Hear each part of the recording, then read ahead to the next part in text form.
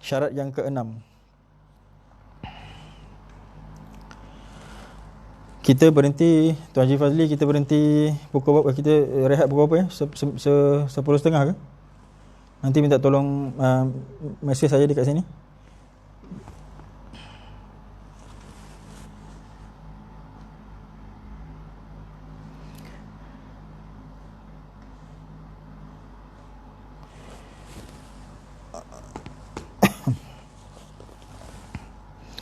Syarat yang keenam, syekh itu mestilah mempunyai salasilah yang sah dan benar, iaitu yang muttasil. Muttasil ni maksudnya bersambung-sambung hingga sampai kepada Rasulullah sallallahu alaihi wasallam tanpa putus.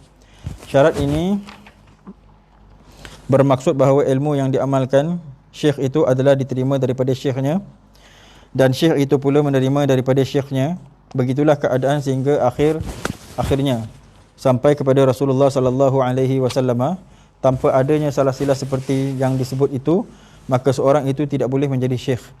Jadi seorang syekh juga mesti mempunyai silsilah. Maksudnya kalau dalam ni disebut salah silah kan, silsilah.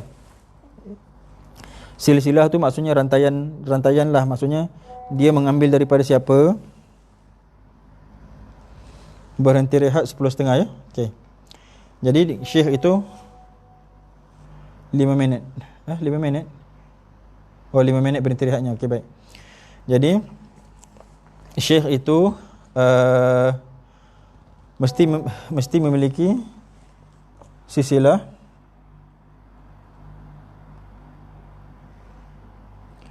sambung sampai 11.30. Okey, baik. Okey, syekh itu mestilah memiliki silsilah. Maksudnya dia tu mengambil daripada gurunya macam kita dah sebut tadi lah ya. Okey. Sampailah kepada Rasulullah sallallahu alaihi wasallam. Jadi silsilah nama tu mesti ada dia daripada guru dia sampai kepada Nabi sallallahu alaihi wasallam. Jadi disebut kat sini. Tuan-tuan tengok ya, dia kata Syekh Ahmad Al-Qamashkanawi menegaskan hal tersebut dengan katanya, yang ini ada dalam kitab yang saya sebut tadi tu, Jami' Usul Awliya. Itu pengarang dia Syekh Ahmad Al-Qamashkanawi. Syekh Ahmad Al-Qamashkanawi ni orang Naqsybandi Mujaddidi. Jadi kata dia man lam yasih lahu nasabun fahuwa laqitun fi tariq. Dia kata barang siapa yang tidak sah nasab dia tu, maka dia itu adalah orang yang keterciciran dalam masalah tariq. La abun lahu wa la yajuz lahu at-tasaddur wal julus wal irsyad al-muridin illa ba'da akhdhihi adab at-tariq min syekh kamil. Jadi dia kata orang yang tak sah nasab, maksudnya dia pun tak ada silsilah pun. Dia tak ada silsilah daripada mana dia ambil tarekat ni, dia tak ada silsilah, dan guru dia pun tak pernah mengijazahkan kepada dia supaya dia menjadi seorang syekh, maka tiada sah dia menjadi seorang syekh. Dia kata fit tariq. Dia kerana apa? La abun lahu wa la yajuz lahu tasaddur. Dia itu tak ada bapa, maksudnya guru tak ada. Tak ada bapa. Tak ada bapa dalam ilmu agama, tak ada bapa dalam ilmu kerohanian, tak ada. Wa la yajuz lahu tasaddur wal julus lil irsyadil muridin. Tak boleh, haram dia tu at-tasaddur. Tasaddur ni ke depan untuk mengatakan saya syekh, saya nak ngajar begini, tak boleh. Wal julus lil irsyad, dan dia itu nak duduk di depan masyarakat untuk memberi irsyad, tak boleh. Lil muridin illa ba'da akhdhihi adab tariq, melainkan selepas dia masuk tarekat. Selepas dia masuk tarekat min syekhil kamil, daripada syekh yang sempurna. Syekh yang sempurna ialah syekh yang cukup syarat, bukan syekh yang jadi mujtahidin, bukan. Jadi syekh yang cukup syarat syekh. Jadi dia mesti ada. Dekat sini tuan-tuan, saya ringkaskan sikit. Dia ada banyak dekat sini. Kita baca teruslah. Okey. Kita baca 172 tu bawah sekali. Oleh sebab itulah maka seorang Islam yang telah menceburkan diri dalam amalan tarekat diwajibkan mengetahui silsilah syekhnya. Siapa yang masuk tarekat mesti dapat silsilah tu.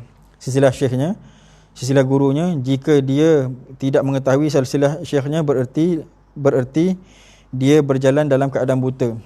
Syekh Abdul Wahab Asy-Sya'rani dia berjalan dalam keadaan buta. Dia kata kalau seseorang tu tiada syekh, jadi macam mana dia kata dia berjalan dalam tasawuf? Dia sebab tu saya kata tuan-tuan, At-tariqah ni dia mazhab dalam tasawuf. Macam kita belajar fiqh kan. Kalau kita belajar fiqh, kita ambil wuduk je. Dia katanya ambil wuduk, basuh kepala, basuh muka, basuh tangan, basuh kepala, basuh telinga, basuh kaki kan. Jadi kita pun main basuh je. Kita pun tak tahu dekat mana syarat sah basuh, sampai mana nak kena basuh, berapa kali nak kena basuh, air apa nak pakai, kita pun tak tahu. Kita main basuh je. Jadi kita menggunakan fiqh kita tanpa mazhab. Jadi bila kita menggunakan fiqh kita tanpa mazhab, maka fiqh kita berjalan dalam keadaan buta. Sebab kita tak tahu macam mana sah dia. Macam mana kita nak tahu sah dia? Sah dia kita nak kena tahu mestilah dengan memakai mazhab. Begitu juga dengan tasawuf. Tasawuf disuruh zuhud, disuruh marah, disuruh jangan marah, disuruh tahan marah, disuruh sombong, disuruh jangan sombong. Bila nak sombong, bila jangan sombong. Bila nak marah, bila tak nak marah. Bila yang kita kena berbahas, bila yang kita kena berlawan cakap, dan bila yang kita tak nak cakap. Ada persoalan daripada Makcik Salma, apa beza syekh dan guru mursyid? Tak sama ke ustaz? Jadi jawapan dia gini, kita kalau dia bergantung kepada istilah beberapa ulama, ada yang membezakan syekh dengan mursyid. Ada yang mengatakan mursyid dan syekh itu sama. Jadi kita syekh itu daripada sudut lughawi, nama maksudnya guru. Mursyid itu daripada sudut lughawi ialah orang yang memberi petunjuk. Jadi kalaulah kita kata ada orang memberi petunjuk kepada kita, kita pun kata dia pun mursyid. Boleh juga daripada atas jalan lughawi. Tapi daripada sudut tarekah, mursyid itu adalah syekh yang kita berbai'ah kepada dia, yang kita berbai'ah ni, kita mengambil janji setia untuk menjadi hamba Allah di atas tempaan guru. Jadi guru tu nampak kita ni kaki apa, mungkin kita ni kaki lalai, suka dengan dunia. Jadi ditempa kita cara macam mana nak hilangkan dunia. Jadi bila dah ditempa sampai kita mewarisi takut, itu yang dia nak bawa.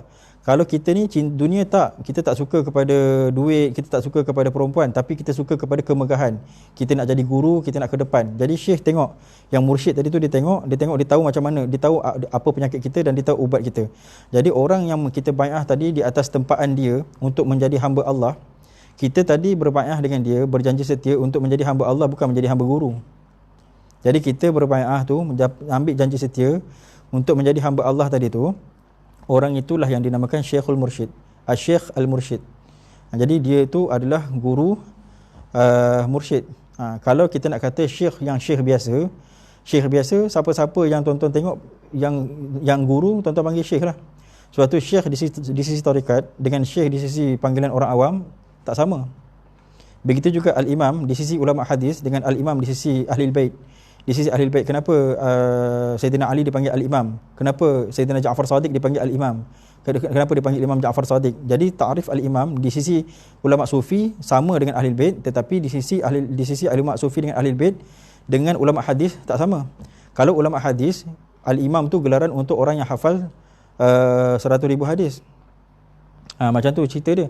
Jadi kalau untuk yang untuk ahli bait, al-imam ni adalah orang yang sampai kepada martabat siddiqiyatul kubra. Siddiqiyatul kubra ni maksudnya orang yang memiliki ilmu tarekat, ilmu hakikat yang sempurna. Jadi syekh, kalau dia dah jadi syekh, maksudnya kalau dia dah jadi mursyid, baru dinamakan al-imam. Sebab tu al-imam di sisi ahli bait sama macam al-imam di sisi ahli sufi. Macam tu. Jadi gelaran ni kalau kita katakan umum, syekh untuk siapa-siapa kita boleh bagi. Tapi kalau kita istilahkan dia di dalam ilmu sufi, syekh itu adalah guru mursyid tadi. Syekh kepada murid tadi itu adalah guru mursyid. Jadi begitu. Jadi sebab itu kita meletakkan bagi siapa-siapa yang ada ijazah, maksudnya dia tu orang dia memang syekh, dia memang ada ijazah daripada guru dia memang disuruh untuk mengembangkan tarikat, maka kita kena gelarkan dia sebagai syekh. Sebab tu contoh saya beri, itulah Dr. Syuhada, syekh. Kalau kita tuan-tuan tak panggil dia syekh, besok orang-orang yang tarikat sesat, murid-murid dia panggil guru dia syekh. Dr. Syuhada yang bawa tarikat betul, orang panggil dia ustaz je. Jadi itu setengah daripada perkara yang menzalimi agama, maksudnya menzalimi perkara yang benar. Sebab orang tak tahu dia siapa. Orang ingat dia ustaz biasa je, padahal dia syekh. Begitu juga nanti orang yang sesat tadi, sebenarnya dia sesat, ilmu syariah tak ada, tapi bila murid dia panggil dia syekh, orang ingat dia betul syekh tarikat. Jadi kita kena memanggil seseorang tu atas gelaran yang sebenar. Macam tu cerita dia. Jangan kita memuji orang yang tak layak, jangan kita merendahkan pula orang yang layak. Bila orang tu layak, letakkan dia atas gelaran dia. Jadi itu beza tadi syekh ya. Jadi kalau di sisi ahli sufi, syekh itu adalah mursyid. Kalau di sisi apa, lughawi, syekh itu adalah guru. Macam tu cerita dia.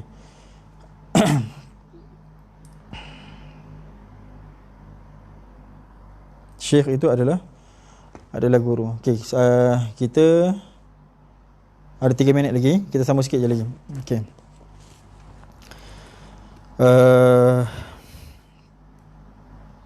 Jadi itu menjawab soalan tadi ya.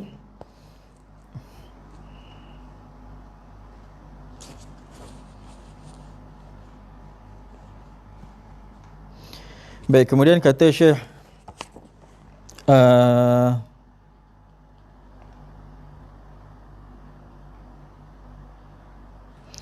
baik, jadi kalaulah kita tadi berada dalam apa? Dalam syariat, kita pun tak ngikut mazhab, maksudnya bererti kita berjalan dalam keadaan yang buta. Begitu juga jikalau kita di dalam tarekat, kita nak belajar tasawuf, kita nak ikhlas, kita nak khusyuk, tapi kita main buat-buat sendiri je. Tak ada bapak pun. Kita tidak dilahirkan. Ikhlas kita, roh itu tu tidak dilahirkan oleh Nabi, tidak dilahirkan oleh murid-murid Nabi, tidak dilahirkan oleh guru kita. Kita buat-buat sendiri je. Jadi kita tu dikatakan berjalan dengan keadaan buta sebab tak ada tarekat. Tarekat tu adalah mazhab dalam tasawuf. Syafi'i, Maliki, Hanbali, Hanafi itu adalah mazhab dalam fikih. Asy'ariyah, Maturidiyah itu adalah mazhab dalam akidah. Jadi kenapa pada mazhab, pada akidah kita ada mazhab, pada fiqh kita ada mazhab, tapi kenapa pada tasawuf kita tak ada mazhab? Jadi itu setengah daripada tipu daya syaitan yang menyebabkan kita tak boleh sampai. Sebab kita tak dapat, kita tak mengambil roh daripada Nabi. Kita mengambil roh daripada kertas. Kita baca buku mana-mana, kita pun rasa nak khusyuk, kita pun buat-buat khusyuk. Sebab tu tak jadi. Sebab roh tu kita tak ada roh. Kita tak mengambil roh. Jadi roh tu mesti diturunkan, roh tu mesti ditempa. Mesti ditempa daripada tangan yang sudah ditempa. Okey. Jadi kata Syekh Abdul Wahab Asy-Sya'rani ada menyatakan mengenai hal ini dengan katanya, "Alam ayyuhat talib al-murid, man lam ya'lam abahu wa ajdadahu fi at-tariq fa huwa 'ama wa rubbama intasaba ila ghairi abihi." Dia kata, ketahuilah wahai murid, siapa yang tidak kenal bapanya dan para datuknya dalam tarekat itu, maka dia buta dan mungkin juga nasabnya dihubungkan kepada orang yang lain yang bukan bapanya yang sebenar. Baik. Dia kata, ketahuilah wahai murid, siapa yang dia kata dia tak tahu nasab dia. Maksudnya dia tak tahu dia dapat amalan dia ni daripada mana dapat? Dia tak tahu. Kerohanian ni daripada mana dapat?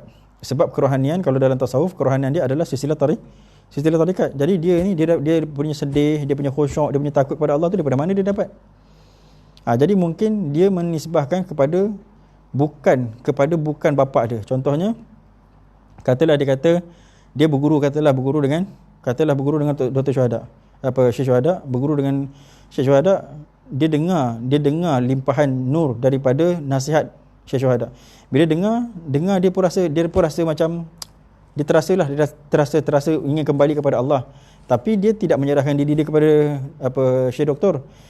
Tidak menyerahkan. Jadi dia menisbahkan diri dia kepada Syekh Syuhada, tapi sebenarnya dia bukan murid Syekh Syuhada. Sebab dia dapat tu daripada pendengaran dia je. Dia dapat tu daripada nasihat saja. Dia bukan dapat tu daripada limpahan nur. Limpahan nur ni dapat dengan bai'ah, dengan menyerah diri, dengan masuk ke dalam silsilatil qaum. Maksudnya masuk dalam silsilah kaum. Silsilah kaum tu adalah tarekat. Itulah cerita dia. Okey, salah silah syekh yang mutasil atau yang bersambung-sambung hingga sampai kepada Rasulullah itu bertujuan supaya mendapat keberkatan. Nanti kita sambung selepas kita rehat ni. Sekarang pukul 10.30. Kita berhenti dalam 5 minit. Nanti kita sambung sekejap lagi. Saya keluar sekejap. Nanti sekejap lagi saya sambung semula. Bismillahirrahmanirrahim. Suara ada ke tak ada?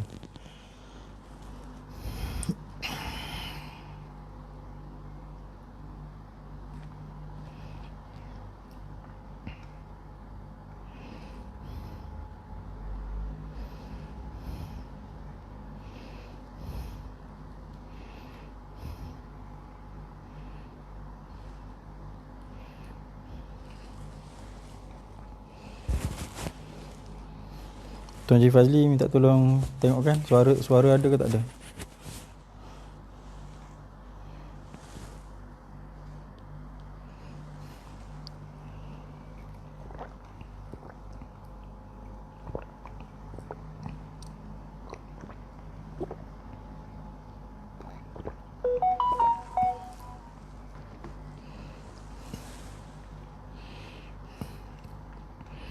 Alhamdulillah, suara jelas. Okey, baik. Saya boleh mula ya.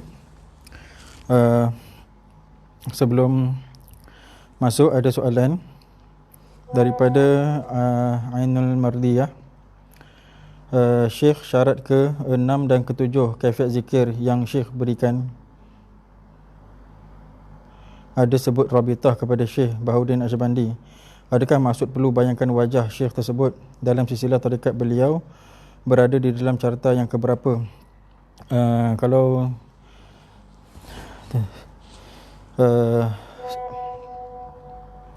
Alhamdulillah, suara jelas. Alhamdulillah, baik. Jadi kalau yang saya beri, kalau siapa-siapalah yang mengambil tarekat Naqsyabandi tu, dia ada sebut untuk bayangkan, kita bayangkan Syekh Bahaudin Naqsyabandi. Mula-mula kita bayangkan, kita kosotkan kita bersama dengan Nabi. Nabi pun kita tak pernah jumpa kan. Okay, jadi Syekh Bahaudin Naqsyabandi kenapa kita kosotkan? Supaya kita mengkosotkan rapat kita dengan orang soleh. Sebab itu yang Allah suruh kita mesti menghampirkan diri kita, mengadakan, merapatkan diri kita dengan, memberadakan diri kita dengan orang soleh. Jadi salah satu daripada orang soleh yang kita jadikan puncak ataupun imam mazhab dalam tasawuf adalah Syekh Bahaudin Naqsyabandi, kalau orang tu tarekat Naqsyabandi. Jadi dia berada pada nombor yang ke-16, pada silsilah yang ke-16. Syekh Bahaudin Naqsyabandi tu, silsilah yang ke-16. Jadi cara kita nak membayangkan, kita memang takkan dapat membayangkan rupa dia, muka dia memang kita tak dapat membayangkan. Kita hanya dapat membayangkan dia adalah duplikat daripada Nabi SAW. Mestilah dia tu tergolong daripada orang-orang yang mulia, dan dia tu pakaian dia kita kosotkan seperti pakaian Nabi SAW, dengan jubah, dengan serban, dengan keadaan Nabi SAW. Jadi setakat itu yang mampu kita kosotkan bagi sesiapa yang tidak pernah berjumpa secara rohani. Bagi orang-orang yang berjumpa secara rohani, mereka pun sudah pun mengenal akan Syekh Bahaudin Naqsyabandi, dan mereka pun sudah pun mengenal akan Nabi SAW, jikalau mereka itu adalah orang-orang yang diberikan karamah daripada Allah Subhanahu Wa Taala, yang dapat berjumpa dengan Nabi dan dapat dengan berjumpa dengan orang-orang yang soleh yang sudah mati maupun orang yang masih hidup yang berada di negeri yang jauh. Jadi untuk kita yang tidak sampai kepada peringkat itu, maka kita hanyalah mengkosotkan bahawa satu peribadi, sosok tubuh yang mengikut sunnah Rasulullah sallallahu alaihi wasallam daripada zahirnya. Itu sajalah yang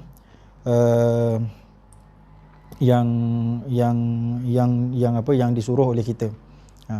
Kalau ditanya kenapa nak kena bayangkan, sebab kita mesti merasakan diri kita tu hampir dengan orang soleh pada sudut rohani. Sebab kalau pada sudut jasmani, kita menghadiri majlis dan kita menghadiri guru-guru kita, jadi yang tu mudah dan terlaksana.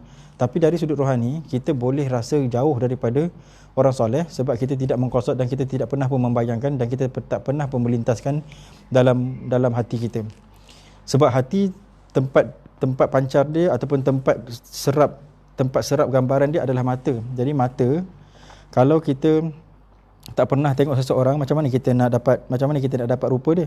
Jadi oleh sebab itulah kita hanya menggambarkan dia itu daripada segala sifat yang kita tahu,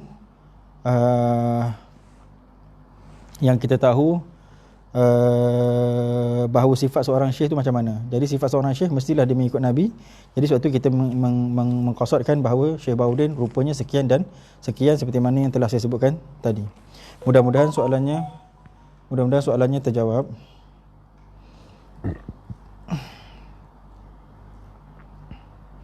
Okey, mudah-mudahan soalannya terjawab. Baik, kita sambung terus kepada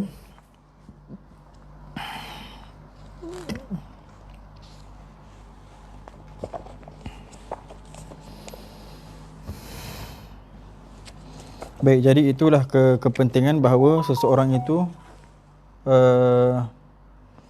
itu bertarikat, ya, supaya dia ada nasab batin lah. Ada kata ada abu nasab batin, maksudnya dia ada bapa dalam dalam silsilah batin dia.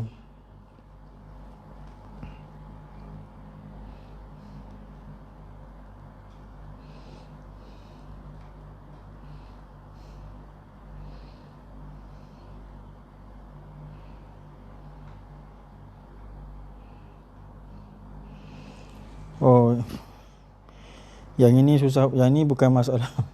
Tak apalah, Kak Aisyah bertanya, jika jumpa guru yang ada ilmu zahir dan batin seperti kemenyan merah, hendaklah genggam, jangan lepas. Apa keistimewaan kemenyan merah itu? Kemenyan merah ni kemenyan yang mahal, kemenyan yang sangat wangi, kemenyan yang sudah masak. Kemenyan ni kan diambil daripada dua jalan. Yang pertama diambil daripada pokok kayu, yang kedua diambil daripada batu. Jadi kemenyan merah tu bererti kayu tu sudah sangat masak sampai dia jadi merah, nak jadi hitam. Jadi ketika dia jadi merah tu, dia kemuncak bau wangi dia. Jadi nak dapat kemenyan yang merah susah, sebab perlu kepada menunggu kayu tu sangat tua. Jadi sebab tu dia katakan susah. Kalau nak dapat kemenyan kuning, kemenyan putih, mudah. Sebab dia muda-muda, kayu tu dah tua-tua sikit, dia dah jadi putih dah. Kemudian dah jadi kuning dah. Nak tunggu dia merah tu lambat. Jadi bila ada je merah, orang dah beli. Ada je merah, orang dah beli. Ada je merah, orang dah. Jadi kita nak beli yang merah tak dapat. Jadi sebenarnya jadi itulah soalan kemenyan ni tak termasuklah pula dekat dalam cerita sufi ni. Cuma nak cakapnya harga kemenyan merah tu mahal. Maksudnya harga guru yang kita nak dapatkan ada zahir batin tu mahal. Satu dah, kalau ada jumpa terus ambil. Sebab nak jumpa lepas ni tak ada dah. Sebab guru akan mati. Istimewa pula zaman kita sekarang, nak menjumpai itu lagi susah. Sebab kebanyakan orang asyik dengan dunia dan takut dengan dunia. Kalau tak hidup nanti kan, kalau tak tunduk dengan dunia, tak hidup. Jadi guru-guru yang kita jumpa ni kadang-kadang mereka tak takut dah dengan mati ke, tak takut dah dengan tak hidup, tak ada dia takut. Jadi kalau mereka ni setengah ada, kita ambil. Takut mereka dah tak ada besok, kita akan jumpa guru-guru yang penakut. Yang tak lengkap lah, yang tak boleh memimpin sebab dia sendiri takut. Dia sendiri takut dengan dunia. Jadi macam mana kita nak duduk di bawah dia? Tu cerita dia. Jadi sebab tu dah dikatakan, disifatkan guru-guru sufi ni yang ada zahir batin itu seperti kemenyan merah. Okey. Baik, jadi itulah saya ringkaskan aja sebab kita ada 12 ni sebenarnya. Jadi dia kata pada yang ke-6 tu mestilah kita hubungkan nasab rohani kita tu dengan guru. Jadi menghubungkan tu adalah dengan mengambil bai'ah. Itulah cerita dia. Okey, tapi ada beberapa yang penting dekat sini sebenarnya. Okey, tuan-tuan tengok dekat muka surat 173.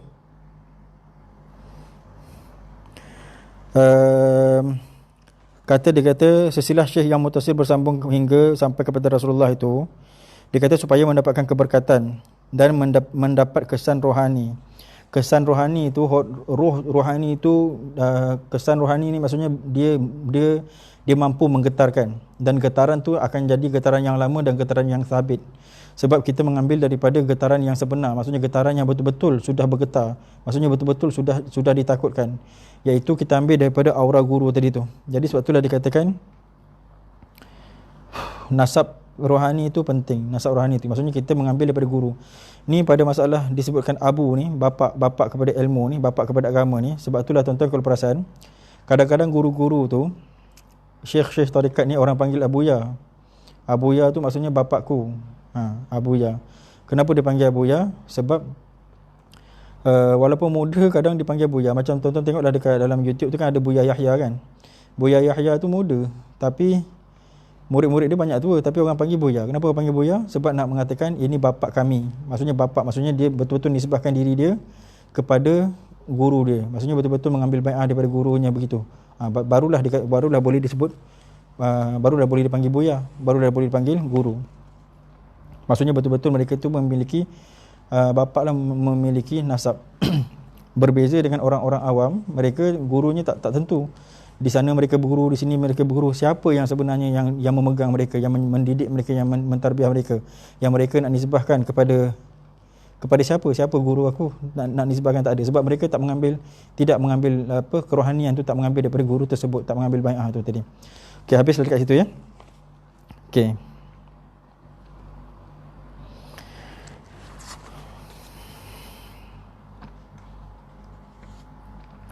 Saya rasa syarat yang kelima ni, syarat yang keenam ni tuan-tuan nanti baca sendiri. Dia ada sebut sikit tentang Nabi dia sebut sikit tentang beberapa perkataan ulama, macam mana ulama-ulama menitik beratkan tentang bai'ah ni, menitik beratkan tentang kita ni kalau nak sampai kepada Allah mesti pakai tali, maksudnya mesti pakai silsilah. Maksudnya mana boleh kita sampai kepada Allah kita sendiri je. Kita tinggalkan ulama-ulama zaman yang mereka itu mengambil daripada guru dia yang mengambil daripada Nabi. Maksudnya kita mesti ambil tali tu, barulah kita boleh sampai kepada Nabi, barulah kita boleh sampai kepada Allah. Jadi mereka sangat menitik beratkan ilmu qaum. Maksudnya silsilatul qaum, silsilah mengambil tarekat ni sangat menitik beratkan. Okay, kemudian kita masuk yang ketujuh. Saya rasa ada soalan ke tadi? Tak ada saya rasa ya.